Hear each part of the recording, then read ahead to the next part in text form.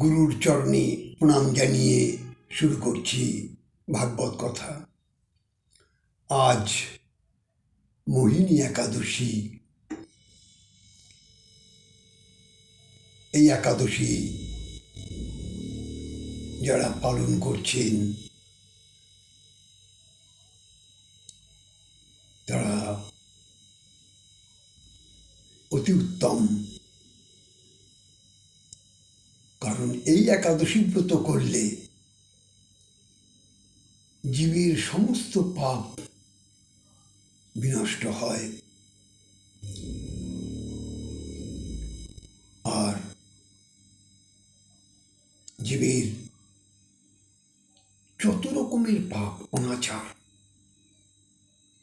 সমস্ত পাপ থেকে জীব আস্তে আস্তে মুক্ত হতে থাকে। জয় রাধে। যাই হোক, এই একাদশী আপনারা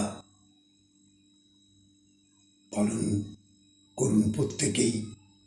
তবে একটা কথা, সেটা আমি আগেও বলছি,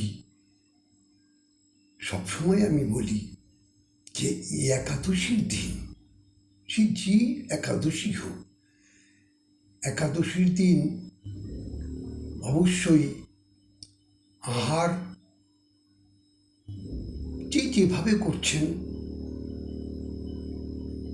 করুন। বয়সের ভারে হয়তো অনেকে অনেক কিছু সেবা করতে পারেন না, নিয়ম নিষ্ঠা করতে পারেন না, তাদেরকেও বলছি তথাপি একাদশী ব্রত করুন, যে যেভাবে পারছেন করুন। তবে একটাই আমার কথা, সেটা হচ্ছে এই একাদশীর দিন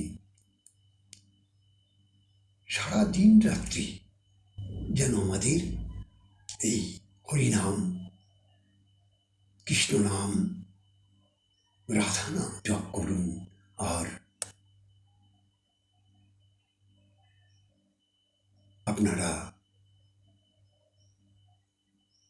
অন্যের সমালোচনা না করে, কে কি করছে না করছে সেগুলো না দেখে, কে কি খাচ্ছে, কে কি না খাচ্ছে, এগুলো আলোচনার কোনো প্রয়োজন নেই।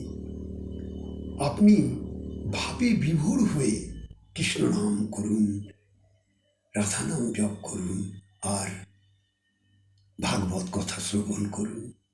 তাহলেই দেখবেন, কারণ কর্মটাই হচ্ছে সত্য। কে কি খেলেন সেটা বড় প্রশ্ন নয়, আসল কথা সারাদিন রাত্রি আপনি এই অপ্রাকৃত যে কর্ম, অর্থাৎ অপ্রাকৃত ধনকে পাবার জন্য যে কর্ম, কৃষ্ণ নাম,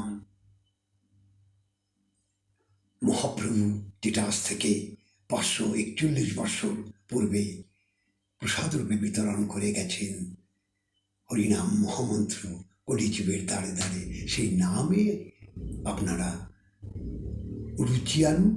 নামে রুচি সর্বজীবে দয়া, মাঝে মধ্যে বৈষ্ণব সেবা, এই দিনে হয় গোবিন্দ সেবা। তাই নাম রসে থাকুন। জয় রাধে, জয় নিতাই।